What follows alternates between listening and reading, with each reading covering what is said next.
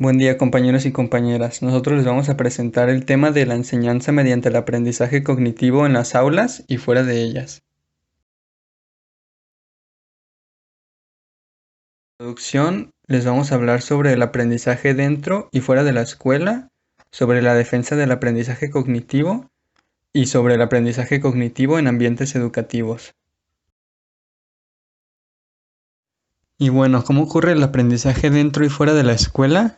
En 1993 se realizó una investigación en la que compararon el rendimiento en pruebas formales e informales de matemáticas a 5 niños, todos ellos vendedores ambulantes de entre 9 y 15 años. Los investigadores querían evaluar la transferencia, es decir, saber si estos niños eran capaces de transferir la información que se les presenta en la escuela a contextos fuera de ella, y viceversa. Y en este caso se evaluaron los conocimientos de aritmética. La investigación consiste en lo siguiente.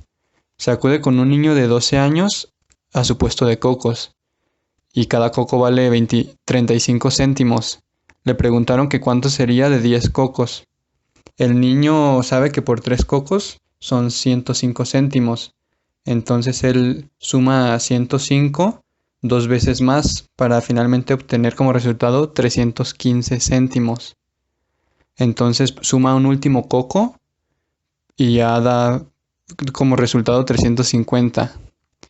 Como podemos ver, en lugar de utilizar el método formal que se enseña en las escuelas, que es poner un 0 al lado de cualquier número multiplicado por 10, el niño utilizó su propio método. Además de esto, también se observó que estos mismos niños no tenían un muy buen desempeño en tareas académicas, y de igual manera los que se desempeñaban muy bien en tareas académicas tenían un bajo desempeño en aplicando estos conocimientos fuera de la escuela. ¿Qué nos dice esta investigación? Bueno, primeramente resalta el papel que tiene el contexto y la cultura sobre el aprendizaje. Y también el descubrimiento principal de esta investigación es que los alumnos frecuentemente no consiguen transferir lo que han aprendido en la escuela a los problemas fuera de ella, ni tampoco logran transferir lo que han aprendido fuera de la escuela a solucionar problemas escolares. Y esto tiene un problema en la concepción clásica del aprendizaje. Esta concepción nos dice que los alumnos abstraen un procedimiento general a partir de la instrucción y lo aplican a diferentes ámbitos. Y bueno, el ejemplo anterior no apoya esta concepción. Sin embargo, el aprendizaje situado es el que toma más peso. El aprendizaje situado es el que nos dice que los alumnos adquieren un procedimiento específico basándose en el contexto en el que fue aprendido y son capaces de emplear este conocimiento principalmente en este contexto. Dos aspectos importantes de la teoría de Vygotsky son que el aprendizaje tiene lugar en un contexto social y que el aprendizaje sucede en la zona de desarrollo próximo del niño. Recordemos que la zona de desarrollo próximo es el nivel de rendimiento potencial que el niño puede alcanzar con el apoyo de una orientación experta. Y bueno, el papel que tiene la colaboración social sobre el aprendizaje es que este último despierta diversos procesos internos de desarrollo que únicamente pueden operar cuando el niño interactúa con las personas de su entorno y cuando coopera con sus iguales.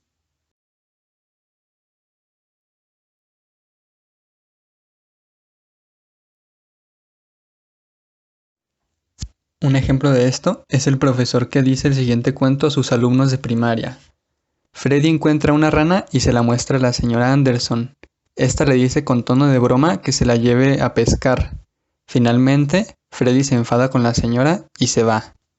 El profesor, cuando nota que sus alumnos no entendieron a lo que se refería a la señora Anderson, empieza a establecer un diálogo con ellos.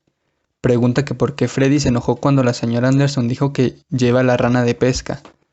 Los alumnos comenzaron a hacer suposiciones, que porque a las ranas no les gusta pescar, que porque no les gusta el agua, y finalmente llegó la respuesta final, que la señora Anderson se refería a usar la rana como cebo de pesca. Y bueno, de esta manera se destaca que los estudiantes fueron capaces de comprender el doble sentido con la ayuda del profesor. Entonces la enseñanza es más bien una ejecución acompañada o asistida, y esta se da únicamente cuando algunos puntos de la zona de desarrollo próximo necesitan de esta asistencia. Y bueno, ¿cómo es el aprendizaje cognitivo? Primero hay que destacar que existen dos tipos de aprendizajes, el aprendizaje formal y el aprendizaje no formal. El aprendizaje formal se caracteriza por tener una instrucción formal, es decir, se dan las escuelas, hay un programa establecido, etc. Y asimismo resalta habilidades de aprendizaje cognitivas. Sin embargo, el aprendizaje no verbal se destaca por darse en un contexto de la vida cotidiana, como lo es el trabajo, y más bien las habilidades que sobresalen aquí son las de un aprendizaje práctico y útil.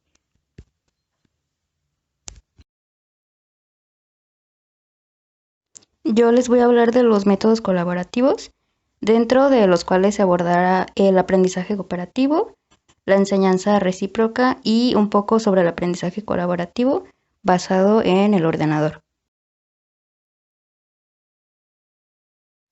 Para poder explicar el aprendizaje cooperativo, voy a tomar como ejemplo dos tipos de situaciones que suceden en las aulas. La primera es cuando la enseñanza se lleva a cabo por medio de la competencia y la segunda cuando se lleva a cabo por medio de la cooperación. En la primera situación tenemos un ambiente, como lo dice la palabra, competitivo, en donde se plantean problemas y se pide una solución, pero esta se logra únicamente de manera individual, lo cual puede ser mejor o peor que la de los demás, lo cual lleva a crear un ambiente tenso en donde todos y todas se preocupen más por superar a los demás que por aprender entre todo el grupo. En la segunda situación tenemos un ambiente más relajado en donde no existe tanta presión por un resultado, ya que este se obtiene gracias al trabajo en grupo, sin dejar de lado la importancia del potencial individual de cada integrante, para así lograr un resultado de mejor calidad. Y pues actualmente la cooperación no forma al 100% parte de la vida estudiantil, pero considero que es sumamente importante porque hay muchas actividades, incluso de nuestra vida diaria, que hacemos gracias a la cooperación con otros grupos o con otras personas. Ahora sí, centrándonos en el aprendizaje colaborativo, podemos hablar, para ejemplificar, de grupos de aproximadamente 6 personas, las cuales tengan habilidades diferentes y estén dispuestas a trabajar en grupo con tal de mejorar la puntuación combinada de todos los integrantes. Es decir, aquí se busca que todos y todas participen sin buscar el ser superior a los demás.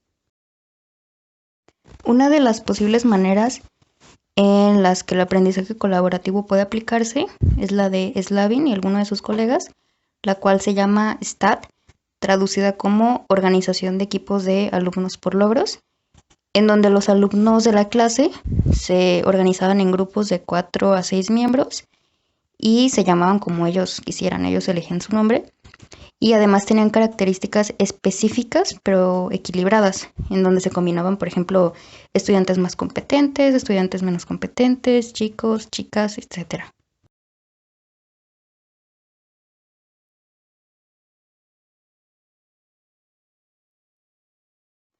Después de esto, el profesor daba los contenidos que se iban a ver en la clase para después dejar a los equipos reunirse y estudiar detenidamente los contenidos.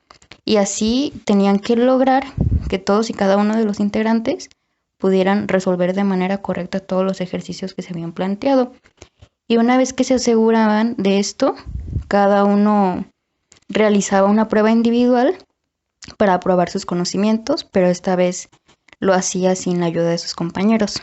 Y después de esto, el profesor no calificaba de manera tradicional, no era individual, sino que tomaba en cuenta el puntaje sí individual, pero lo sumaba para obtener una cifra total del equipo.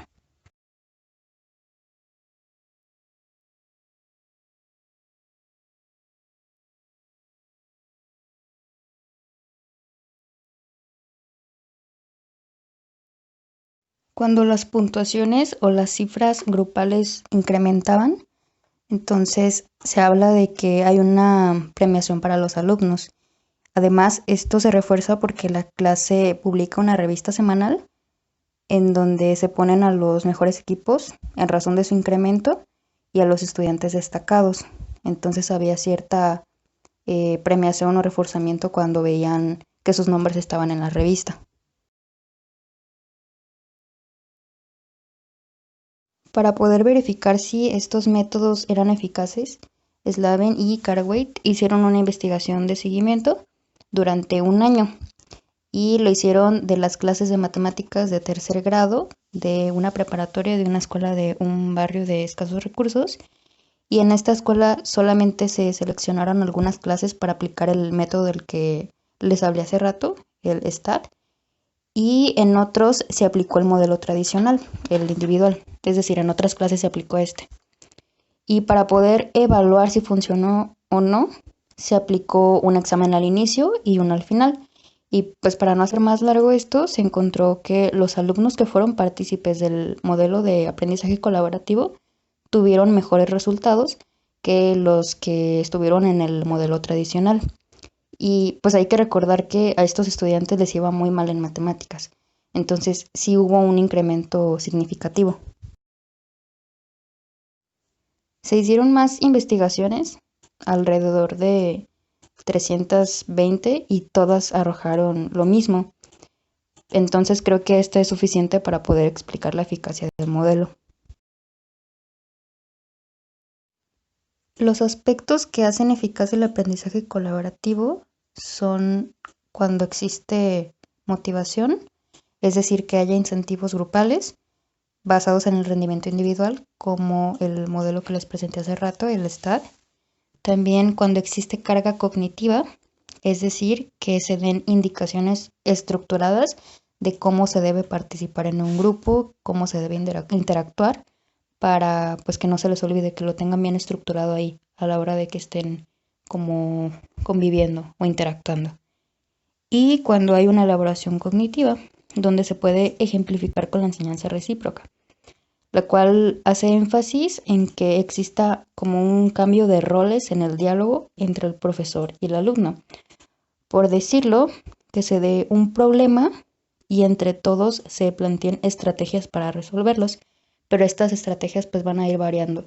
Va a haber un momento en el que un alumno sea como el que tenga el rol, por así decirlo, de autoridad, y pueda ser guiado por el profesor, o sea, únicamente guiado, no se va a meter mucho el profesor y le va a decir como qué tipo de estrategias puede utilizar para resolver el problema que se está planteando, y así con cada estudiante.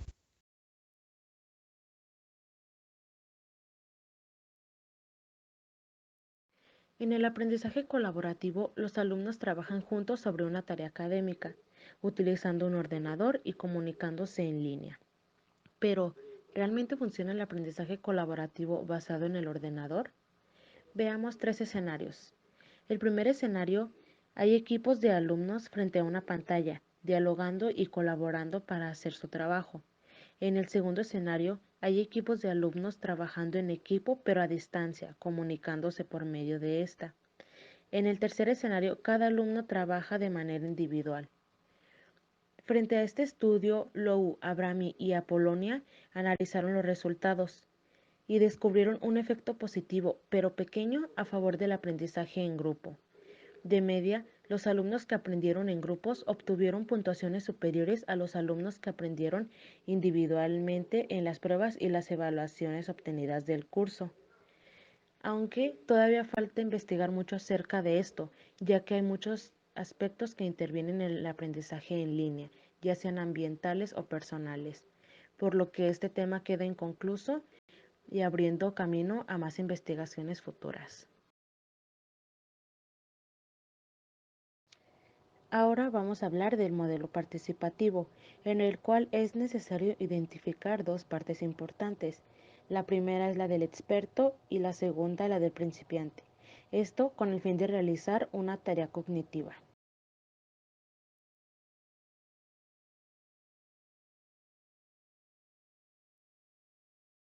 Este modelo participativo consiste en que el experto explicará las estrategias e ideas a los alumnos, con el fin de que ellos aprendan las mismas, se cuestionen, dialoguen entre ellos y practiquen, aplicando las estrategias que utilizó el experto. En 1984, Skardamalia, Bereiter y Steinbach desarrollaron un procedimiento de este modelo, basado en el proceso de reflexión en la escritura, en donde participaron alumnos de sexto de primaria, que dividieron en dos grupos, experimental y el grupo de control. Este último recibiría clases normales.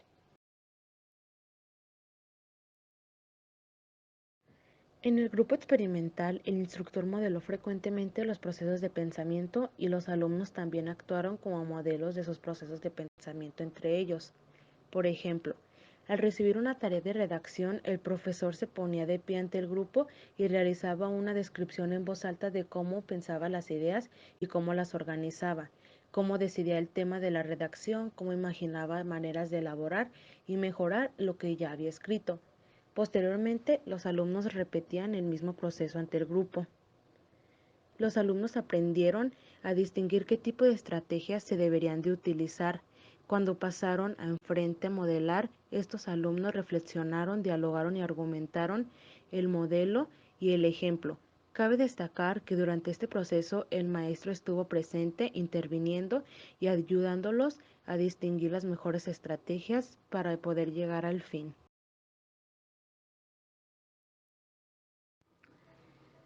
Con el fin de proporcionar los resultados de este método de modelado, se seleccionaron algunos alumnos de los dos grupos y se les grabó mientras realizaban monólogos de pensamiento en voz alta antes y después del programa de instrucción de 15 semanas.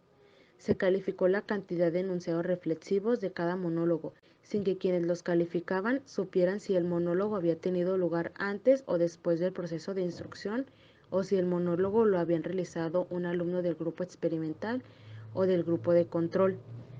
El grupo experimental mostró una mejora mayor que el grupo de control y concluye que este procedimiento empleado tuvo un efecto positivo para ayudar a los alumnos a producir redacciones más próximas al nivel de un experto. Entonces, podemos decir que hay 3 etapas para el modelado cognitivo según Collins y Smith. El primero, el profesor modela la estrategia. Segunda etapa, los alumnos aprenden a modelar la estrategia con el apoyo del profesor sobre la marcha. Y finalmente la tercera etapa, el alumno aprende a aplicar la estrategia sin apoyo del profesor.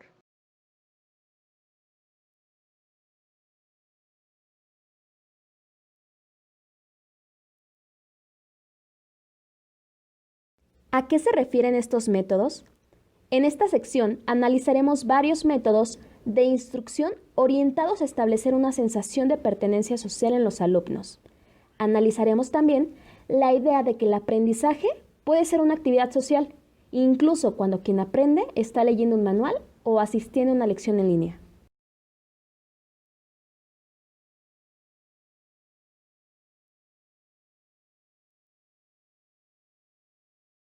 Leer un libro puede ser una actividad social cuando el lector desarrolla un sentido de relación social con el autor. De modo semejante, escuchar una narración en línea puede ser una actividad social cuando el alumno desarrolla una relación social con el narrador. Por tanto, la instrucción eficaz incorpora indicadores sociales, como por ejemplo un estilo coloquial, que estimulan el sentido de mantener una relación social en el alumno. Por ejemplo, cuando sentimos que el autor o el narrador procuran comunicarse con nosotros, probablemente nos esforzaremos más por comprender el mensaje de la instrucción.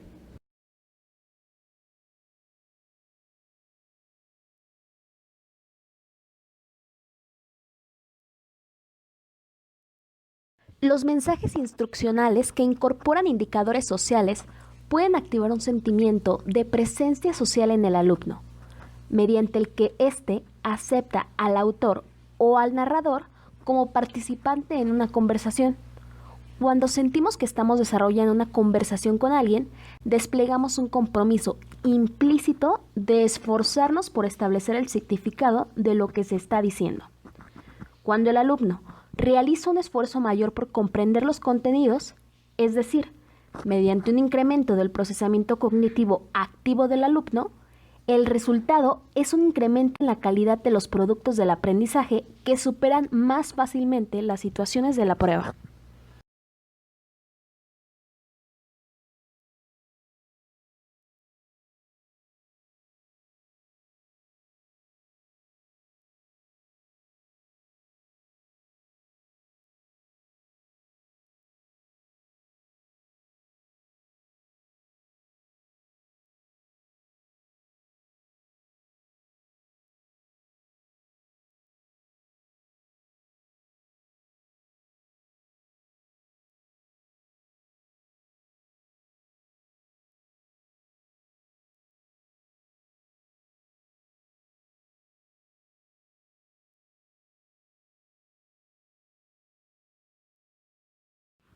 Por otra parte, los mensajes instruccionales que carecen de indicadores sociales conduce a una falta de respuesta social por parte del alumno.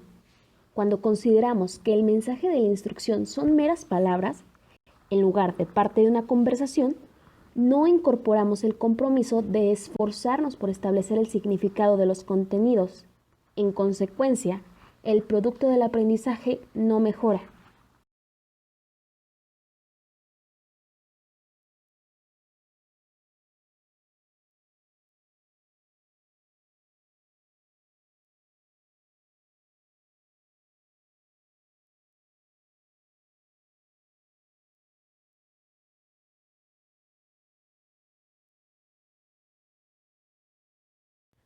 Por lo tanto, una vez sabiendo la importancia de los indicadores sociales en los mensajes instruccionales, entenderemos el por qué el hacer visible a los autores en los libros hará que el alumnado pueda implicarse mejor en una tarea tan sencilla como leer. Para analizar esta idea, Paxton entregó a la mitad de los alumnos un texto introductorio escrito con el estilo de autor anónimo, mientras que la otra mitad recibieron un texto introductorio que incluía la misma información, pero escrito en un estilo de autor visible. El texto de autor anónimo estaba escrito en tercera persona. Los alumnos que habían leído la introducción con autor visible generaron más del doble de palabras al pensar en voz alta mientras estudiaban los 6 documentos que los alumnos que habían leído la introducción de autor anónimo, lo que indica que contar con un autor visible ayudó a los alumnos a sentirse más implicados en el proceso de aprendizaje.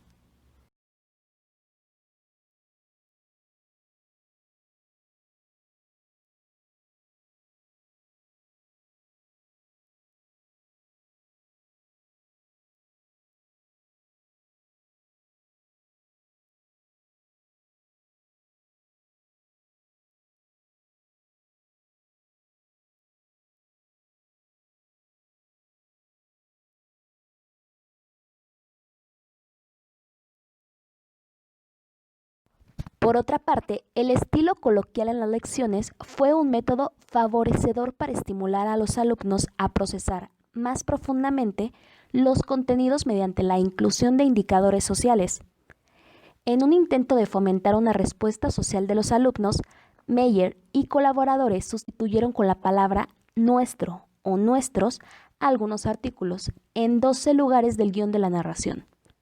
La inserción de nuestro constituye un intento de emplear un lenguaje coloquial de modo que se estimule a los alumnos a implicarse más personalmente, es decir, un intento de ayudarles a sentir que quien habla se está dirigiendo a ellos personalmente. Esta forma de narración puede denominarse versión personalizada.